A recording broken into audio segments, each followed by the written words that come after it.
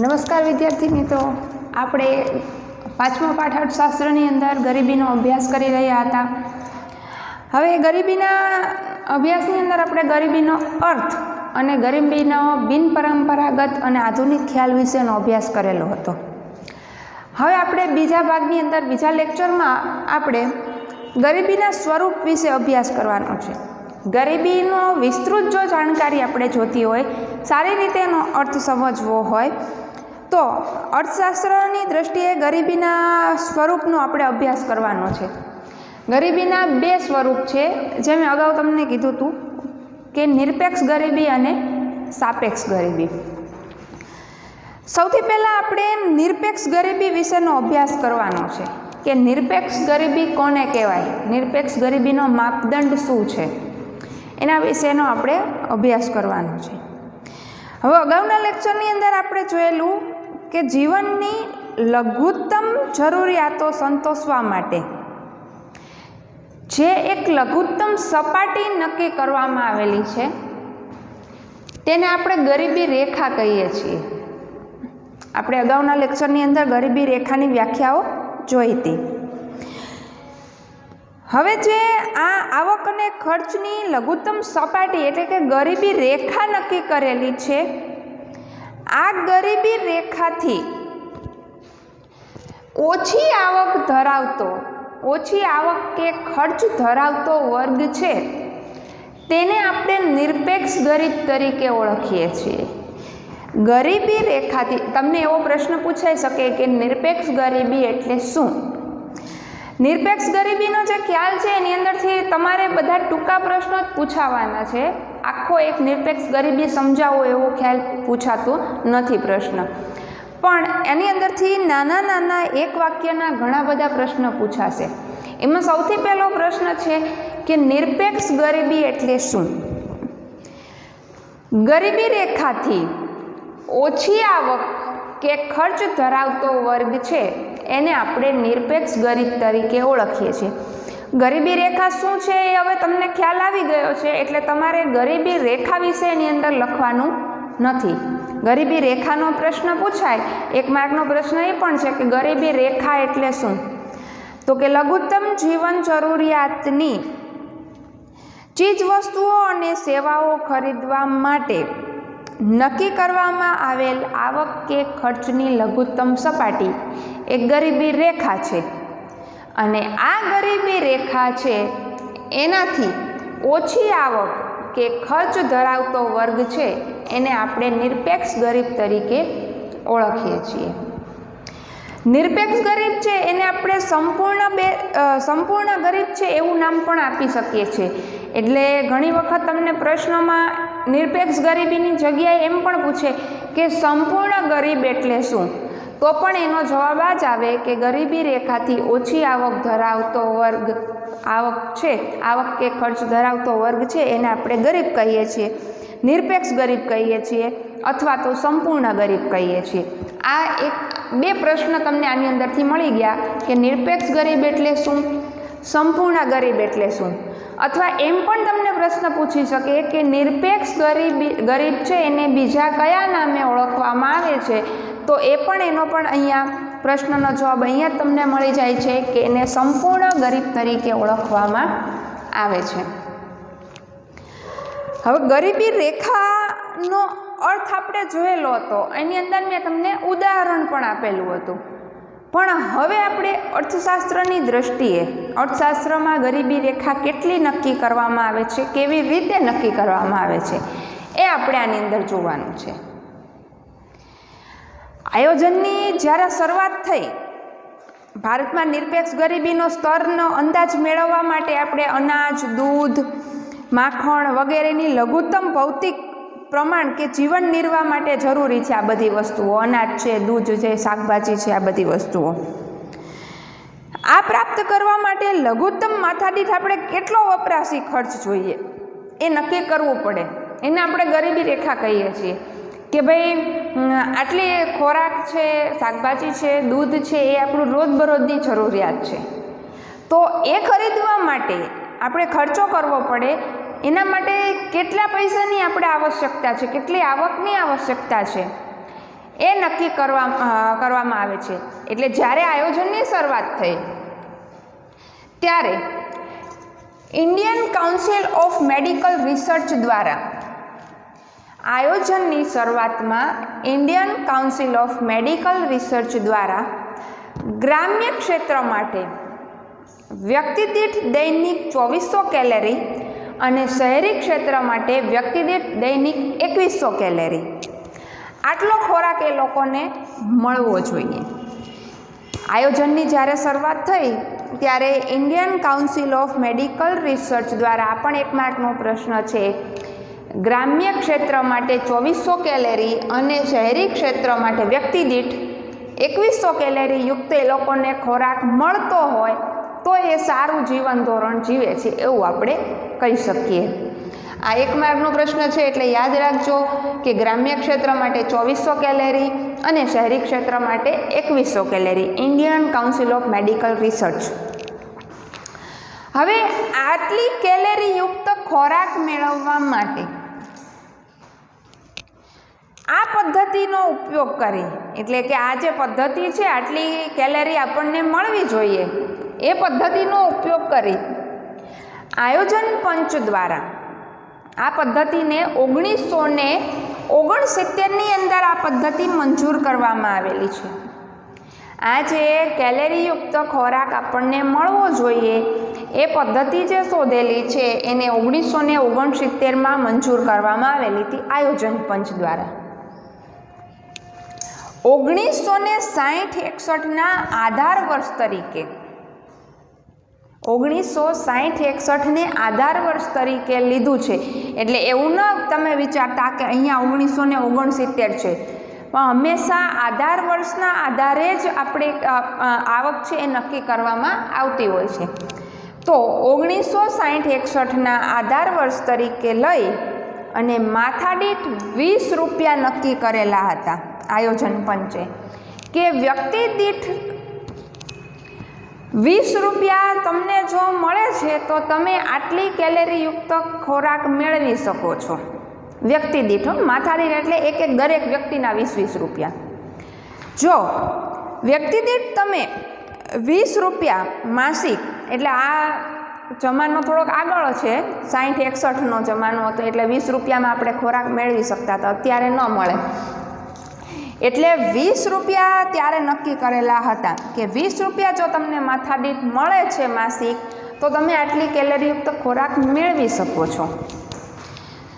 ત્યાર પછી દાંડેકર અને રથ એ આ પદ્ધતિ અનુસાર, આ કાર્ય પદ્ધતિ, આ જે ઉપર કાર્ય પદ્ધતિ નક્કી થઈ એને અનુસાર ગ્રામ્ય ક્ષેત્ર માટે 15 રૂપિયા અને શહેરી માટે 22.5 નક્કી કરેલા. પહેલાં 20 રૂપિયા નક્કી કરેલા હતા એ ગ્રામ્ય અને શહેરી બંને માટે હતા, પણ આપણને ખબર છે કે ગામડાની અંદર ખર્ચો ઓછો થાય અને શહેરની અંદર ખર્ચો વધારે થાય, બરાબર? એટલે દાંડેકર અને રથે બંને માટે અલગ અલગ નક્કી કરેલું. આ ગરીબી રેખા છે એક પ્રકારની કે ગ્રામ્ય ક્ષેત્ર માટે માથાદીઠ 15 રૂપિયા અને શહેરી ક્ષેત્ર માટે માથાદીઠ 22.5 રૂપિયા જો મળતા હોય તો તમે ગરીબ નથી, એટલે કે તમે ગરીબી રેખા નથી, તમારા ગરીબી રેખાથી વધુ તમને આવક મળે છે.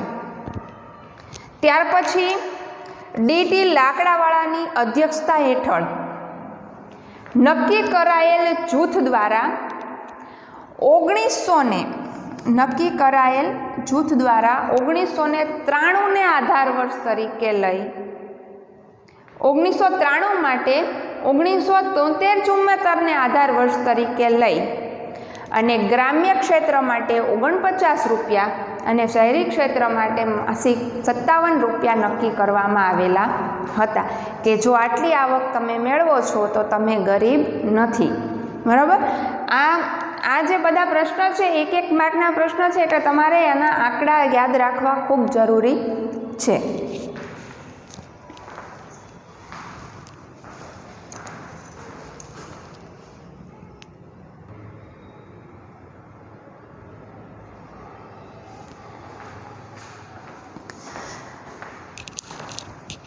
નિરપેક્ષ ગરીબીની અંદર આપણે જે ગરીબી રેખા છે એને ધ્યાનમાં લઈએ છીએ એટલે ગરીબી રેખાથી નીચેનો આવક જે છે એ બધે આ ગરીબ કહેવાય છે. એને આપણે નિરપેક્ષ ગરીબ તરીકે ઓળખીએ છીએ. હવે આ ગરીબી રેખા છે એ આપણે ગણતરીની જે ગરીબી રેખા ગણવાની જે પદ્ધતિ છે એમાં એક મોટી મર્યાદા છે. અને એ મોટી મર્યાદા શું છે તો કે એમાં ફક્ત કેલરીના વપરાશને જ ધ્યાનમાં લેવામાં આવે છે. આપણે જેમ જોયું કે ગરીબી રેખા છે એના માટે આયોજન પંચે જુદી જુદી સમિતિઓ જે નક્કી કરેલી હતી કે ગ્રામ્ય ક્ષેત્ર માટે 2400 કેલરી અને શહેરી ક્ષેત્ર માટે 2100 કેલરી, બરાબર. એના માટે ગરીબી રેખા શું તો કે ગ્રામ્ય માટે 15 રૂપિયા અને શહેરી ક્ષેત્ર માટે 22.5 રૂપિયા એ ગરીબી રેખા નક્કી કરેલી હતી. તો એ ગરીબી રેખાની અંદર શું ધ્યાનમાં લીધું તો કે કેલરીનો વપરાશ કે ગ્રામ્ય માટે 2400 અને શહેરી માટે 2100. એટલે આ જે ગરીબી રેખા માપવાની પદ્ધતિ છે એમાં ખાલી કેલરીના વપરાશને ધ્યાનમાં લેવાનું છે. આ ગરીબી રેખા માપવાની જે સૌથી મોટી મર્યાદા છે એ આ છે કે ગરીબી રેખામાં ફક્ત કેલરીના વપરાશને ધ્યાનમાં લેવામાં આવે છે. પરંતુ ગરીબી એ એક આર્થિક પરિસ્થિતિ છે, જ્યારે ભૂખ છે એ એક શારીરિક પરિસ્થિતિ છે. ગરીબી આર્થિક પરિસ્થિતિ છે અને ભૂખ છે શારીરિક પરિસ્થિતિ છે. આથી ગરીબી રેખા છે એ ભૂખમરાની રેખા બની રહી છે.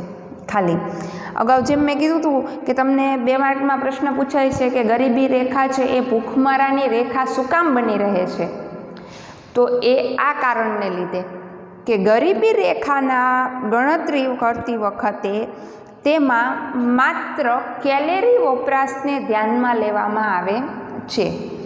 અને એની અંદર આ પણ લખવાનું છે તમારે કે ગરીબી છે એ એક આર્થિક પરિસ્થિતિ છે, જ્યારે ભૂખ છે એ એક શારીરિક પરિસ્થિતિ છે.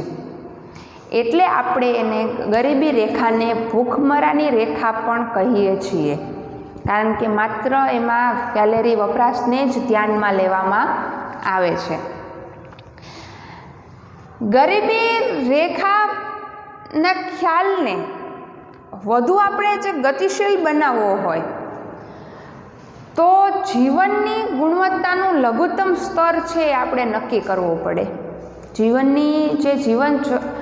જીવવા માટેનું જે લઘુત્તમ સ્તર છે એ નક્કી કરીએ તો આપણે ગરીબીના ખ્યાલને ગતિશીલ બનાવી શકીએ. હવે જે આપણે અગાઉ જોયું કે કેલરી વપરાશને ધ્યાનમાં લેવાનું છે, પણ માત્ર કેલરી વપરાશને ધ્યાનમાં લેવાથી આપણે ગરીબી રેખાનો ખ્યાલ આધુનિક રીતે સમજી નથી શકતા. પરંતુ જીવન જરૂરી સગવડો જેવી કે પૌષ્ટિક આહાર છે, સંતુલિત આહાર, સ્વાસ્થ્ય, વીજળી, ઈંધણ, રાંધણ ગેસ, રસોઈ, કપડાં, શિક્ષણ એવી રોજબરોજની આપણી ઘણી બધી જરૂરિયાતો છે. આ બધી જ જરૂરિયાતો જો આપણે ધ્યાનમાં લઈએ તો ગરીબીનો ખ્યાલ છે એ વધુ ગતિશીલ બને છે. આ બધી આપણી લઘુત્તમ સ્તર એક નક્કી કરેલું છે અને એના માટે થઈ વધુ ગતિશીલ બનાવવા માટે થઈ અને ગરીબી માપનની જે પદ્ધતિ છે એની ફરીવાર રચના કરવામાં આવેલી. એક તો રચના કરેલી જ હતી ગરીબી રેખા નક્કી કરવાની, બરાબર. એની અંદર કેલરીને ધ્યાનમાં લેતા હતા.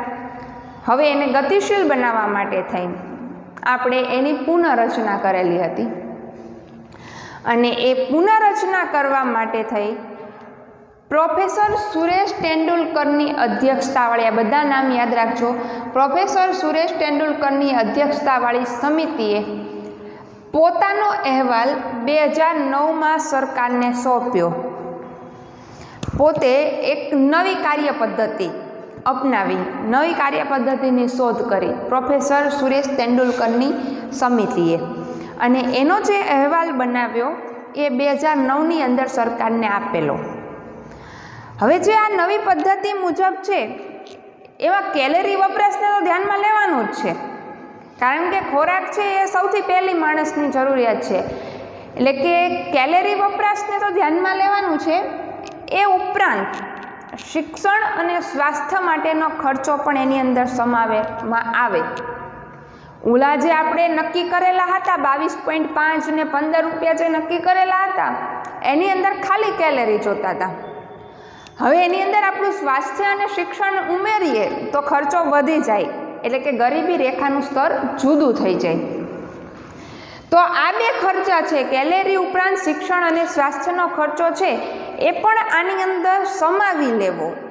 ગરીબી રેખા જે નક્કી કરીએ છીએ એની અંદર આ ખર્ચો પણ સમાવી લેવો જોઈએ, એવું પ્રોફેસર સુરેશ તેંડુલકરની અધ્યક્ષતાવાળી સમિતિએ કહ્યું. આ પદ્ધતિ મુજબ 2011-12માં એટલે જે નવી ગરીબી રેખા નક્કી થઈ, આપણે જે આ સ્વાસ્થ્ય અને શિક્ષણનો ખર્ચો એની અંદર ઉમેરો, એટલે 2011-12માં માથાદીઠ માસિક ગ્રામ્ય ક્ષેત્ર માટે ₹816 અને શહેરી ક્ષેત્ર માટે ₹1000 જો તમે આવક મેળવો છો તો તમે ગરીબી રેખાથી ઉપર છો, એટલે કે નિરપેક્ષ ગરીબ નથી. ટૂંકમાં નિરપેક્ષ ગરીબ નથી.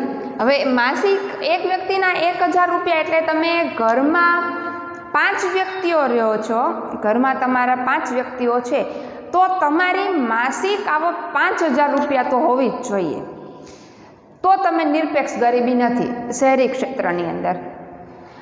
અને જો તમે ગામડાની અંદર રહ્યો છો તો એક વ્યક્તિના ₹816 લેખે તમે જો આવક ધરાવતા હોય તો તમે નિરપેક્ષ ગરીબ નથી. ગરીબ છો પણ નિરપેક્ષ ગરીબ નથી ગરીબી રેખાની દ્રષ્ટિએ. નિરપેક્ષ ગરીબી હંમેશા ગરીબી રેખાની દ્રષ્ટિએ જ માપવામાં આવે છે, બરાબર. ગરીબી રેખા છે એનો આંતરરાષ્ટ્રીય ખ્યાલ પણ અલગ છે. આ હતું આપણા દેશની અંદર આવી રીતે ગરીબી માપવામાં આવે છે. હવે આંતરરાષ્ટ્રીય ખ્યાલ છે એ એનો અલગ છે, એ હવે આપણે જોઈશું. ભારતમાં જે નિરપેક્ષ ગરીબીનું આપણે જે પ્રમાણ જોયું, ગરીબી રેખા જે નક્કી કરવામાં આવે છે એ આપણે જોઈ, પણ આંતરરાષ્ટ્રીય સ્તરે અલગ રીતે, એટલે કે ગરીબી રેખા નક્કી કરવાની છે, પણ જેમ ભારતની અંદર આપણે કેલેરી, સ્વાસ્થ્ય અને શિક્ષણનો સમાવેશ કરેલો હતો કે આટલી વસ્તુ આપણે મેળવી શકતા હોવા જોઈએ, તો આંતરરાષ્ટ્રીય સ્તરે એનો જે શું મેળવી શકે છે એનો એક અલગ રીતે આપવામાં આવેલું છે, એની વ્યાખ્યા અલગ રીતે છે. આંતરરાષ્ટ્રીય સ્તરે નિરપેક્ષ ગરીબી નક્કી કરવા માટે ગરીબી રેખા છે એ સામાન્ય રીતે કોઈ એક વર્ષ દરમિયાન સરેરાશ પુખ્ત વયના વ્યક્તિ દ્વારા લેવાતા બધા જ જરૂરી સંસાધનો માટેનો જે ખર્ચ થાય છે એટલી જો એ આવક મેળવતા હોય તો એ નિરપેક્ષ ગરીબ નથી. એટલે પુખ્ત વયની વ્યક્તિ દ્વારા આપણે શું હતું, ખાલી શિક્ષણ, સ્વાસ્થ્ય અને કેલેરી, જ્યારે અહીંયા તો બધા જ સંસાધનો, એટલે કે રોજબરોજના આપણે જેટલા સંસાધનોનો ઉપયોગ કરીએ છીએ એ બધા જ સંસાધનો પાછળ આપણે જેટલો ખર્ચો થાય છે એટલી જો આપણે આવક મેળવતા હોય તો આંતરરાષ્ટ્રીય ઓલાની અંદર આપણે નિરપેક્ષ ગરીબ નથી. આંતરરાષ્ટ્રીય સ્તરે ગરીબી રેખાનું નિર્ધારણ છે, આ પ્રશ્ન આંતરરાષ્ટ્રીય સ્તરનો સાવ અલગ એક 3 માર્કમાં પ્રશ્ન પૂછાય છે કે આંતરરાષ્ટ્રીય સ્તરે ગરીબી રેખા સમજાવો. આંતરરાષ્ટ્રીય સ્તરે ગરીબી રેખાનું નિર્ધારણ છે એ વિશ્વ બેંક દ્વારા કરવામાં આવેલું હતું 2005ની સમખરીદ શક્તિના આધારે. વિશ્વ બેંક દ્વારા 2005ની સમખરીદ શક્તિના આધારે દૈનિક $1.25 2005ની અંદર દૈનિક $1.25 જો તમે આવક મેળવો છો તો તમે નિરપેક્ષ ગરીબ નથી. દૈનિક છે, આપણે માસિક જોતા હતા ભારતની અંદર, અહીંયા દૈનિક છે. જે 1990ની અંદર $1 હતું કે 1990માં જો તમે દૈનિક $1 કમાવ છો, તમારી આવક છે વ્યક્તિ દીઠ, તો તમે નિરપેક્ષ ગરીબ નથી. 2015માં દૈનિક $1.90 નક્કી ગરીબી રેખા નક્કી કરવામાં આવેલી કે દૈનિક વ્યક્તિ દીઠ જો તમારી આવક $1.90 છે તો તમે આંતરરાષ્ટ્રીય સ્તરે તમે ગરીબ નથી. હવે જે આ ગરીબી આટલું જે આ લખેલું છે, આટલો જે પ્રશ્નની અંદર આવશે, તમારે આટલો જવાબ લખવાનો છે કે દૈનિક આટલી તમારે આવક હોવી જોઈએ. હવે આ જે આંતરરાષ્ટ્રીય સ્તરે ગણવામાં આવે છે એટલે જુદા જુદા દેશો છે એની તુલના આપણે કરી શકીએ છીએ. આપણને ખબર છે 11મા ધોરણથી આપણે અર્થશાસ્ત્ર ભણીએ છીએ કે જ્યારે કોઈ જુદા જુદા દેશોની તુલના કરવાની હોય ત્યારે માપ ડોલરમાં જ નીકળે છે. એટલે આંતરરાષ્ટ્રીય સ્તરે જે આ $1.90 2015ની અંદર હતું એના દ્વારા જુદા જુદા દેશોમાં કેટલી ગરીબી છે એની તુલના કરી શકાય છે કે ભારતમાં કેટલી ગરીબી છે, અમેરિકામાં કેટલી છે, જાપાનમાં કેટલી છે. આ જુદા જુદા દેશોની જ્યારે તુલના કરવાની હોય ત્યારે આપણે આંતરરાષ્ટ્રીય સ્તરે જે ગરીબી રેખા નક્કી કરવામાં આવેલી છે એને ધ્યાનમાં લેવામાં આવે છે. માત્ર ભારતનું જોવાનું હોય ત્યારે ભારતની જે ગરીબી રેખા હતી એને ધ્યાનમાં લેવાની છે. હવે નિરપેક્ષ ગરીબી છે એનું પ્રમાણ જુદું જુદું છે. ભારતની અંદર NSSO એટલે કે નેશનલ સેમ્પલ સર્વે ઓર્ગેનાઇઝેશન ના 68મા રાઉન્ડમાં એટલે કે 2011-12 મુજબ સંયુક્ત કુટુંબ દીઠ ખર્ચના આંકડાઓ છે એનો ઉપયોગ કરવામાં આવેલો છે. ચોપડીની અંદર તમને આ આપેલું જ છે કોષ્ટક, એ તમારે જોઈ લેવાનું છે કે 2004-05ની અંદર ગ્રામ્ય ક્ષેત્રમાં 41.8% લોકો ગરીબ હતા અને શહેરી ક્ષેત્રની અંદર 25.7% લોકો ગરીબ હતા. આ જે આંકડાઓ છે એ તમને ટેક્સ્ટ બુકની અંદર આપેલા જ છે, બરાબર. આ બહુ ખાસ પૂછાતા નથી પણ તો એક વખત નજર ફેરવી લેવાની છે. હવે ભારતમાં છે એ જુદા જુદા રાજ્યોમાં નિરપેક્ષ ગરીબીનું પ્રમાણ જુદું જુદું છે અને એ જે પ્રમાણ કેટલું છે એ તમને ચોપડીની અંદર આપેલું છે કોષ્ટકમાં કે 10%થી ઓછી ગરીબી ધરાવતો રાજ્ય, 10થી 20%ની અંદર ગરીબી ધરાવતું રાજ્ય, 20થી 30%ની અંદર અને 30થી 40%ની અંદર. આ આર્થિક સર્વે 2015-16 મુજબના તમને રાજ્યની કેટેગરી આપેલી છે કે 10%થી ઓછી આવક ધરાવતું રાજ્ય કયું છે તો કે ગોવા, કેરળ, હિમાચલ પ્રદેશ, સિક્કિમ, પંજાબ અને આંધ્રપ્રદેશ. આની અંદર 10%થી ઓછી નિરપેક્ષ ગરીબી જોવા મળે છે. જ્યારે 10થી 20%ની અંદરમાં જમ્મુ કાશ્મીર, હરિયાણા, તમિલનાડુ, ગુજરાત, રાજસ્થાન, મહારાષ્ટ્ર, ત્રિપુરા, નાગાલેન્ડ, મેઘાલય, આ બધા જે રાજ્યો છે એની અંદર 10%થી 20%ની અંદર વસ્તી ધરાવતા લોકો, 10થી 20% જેટલી વસ્તી ધરાવતા લોકો છે એ નિરપેક્ષ ગરીબ છે. જ્યારે 20થી 30%ની અંદર પશ્ચિમ બંગાળ, મિઝોરમ, કર્ણાટક અને ઉત્તર પ્રદેશ, આની અંદર 20થી 30% જેટલી નિરપેક્ષ ગરીબ વસ્તી છે. અને મધ્યપ્રદેશ, આસામ, ઓડિશા, બિહાર, અરુણાચલ પ્રદેશ, મણિપુર, ઝારખંડ, છત્તીસગઢ, આ રાજ્યોની અંદર 30થી 40% જેટલા નિરપેક્ષ ગરીબ લોકો વસે છે. આ જે આંકડા છે એ 2015-16ના આંકડા છે. એટલે આ જે આંકડા તમને આપેલા છે, આ જે કોષ્ટક તમને ચોપડીમાં આપેલું છે એ તમને એવો પ્રશ્ન એક માર્કમાં કદાચ પૂછાઈ શકે કે 10% જેટલી નિરપેક્ષ ગરીબી ધરાવતા રાજ્યોમાં કયા રાજ્યોનો સમાવેશ થાય છે, બરાબર. આવો પ્રશ્ન તમને પૂછાય છે. મોટા પ્રશ્નની અંદર આ પ્રશ્ન નથી. આ હતું નિરપેક્ષ ગરીબી. હવે આપણે જોવાનું છે સાપેક્ષ ગરીબી.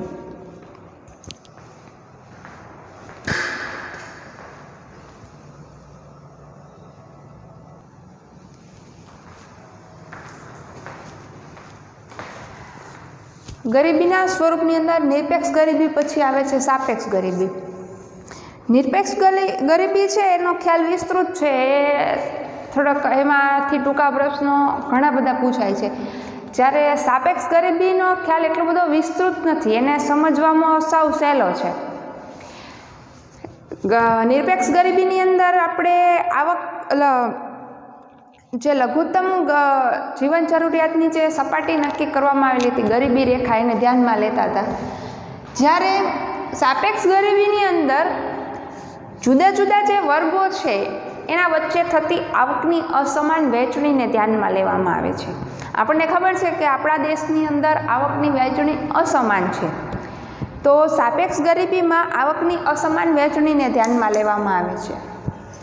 એટલે કે ઓછી આવક ધરાવતો વર્ગ છે એ વધુ આવક ધરાવતા વર્ગની તુલના એ સાપેક્ષ ગરીબ છે એમ કહેવાય. સાપેક્ષ ગરીબીની જ્યારે તમને વ્યાખ્યા પૂછાય ત્યારે તમારે એવું લખવાનું છે કે ઓછી આવક ધરાવતો વર્ગ છે એ વધુ આવક ધરાવતા વર્ગની તુલનાએ સાપેક્ષ ગરીબ છે એમ કહી શકાય. એટલે કે બે જુદા જુદા તમને ચોપડીની અંદર 5 જૂથો આપેલા છે કે એ પહેલું જૂથ, બીજું જૂથ, ત્રીજું જૂથ, પાંચમું જૂથ. પહેલા જૂથની અંદર તમને એમ આપેલું છે કે એની આવક 0 થી 30,000 રૂપિયા છે. બીજા જૂથની અંદર આવક છે એ 30 થી 1 લાખ સુધીની છે. ત્રીજા જૂથની અંદર 1 લાખથી 3 લાખ સુધીની આવક છે.